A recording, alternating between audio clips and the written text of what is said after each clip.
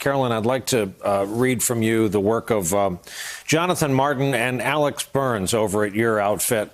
Very simply, the headline tells the story, Frozen in Anxiety, how Democratic leaders struggled to confront Bernie Sanders. What does this story mean for the future, potentially, of the Democratic Party?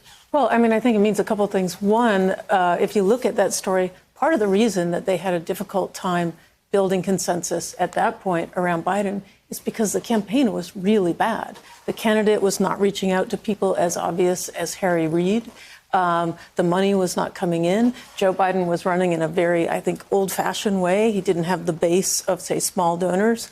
And I think, but what that story gets at, and I think everyone should read it, is really the tension that might erupt if the Democrats are successful in kind of building up Biden as the anti-Bernie and prevailing. Like, do they risk alienating some of the young people, especially young men who have gotten excited about Bernie Sanders?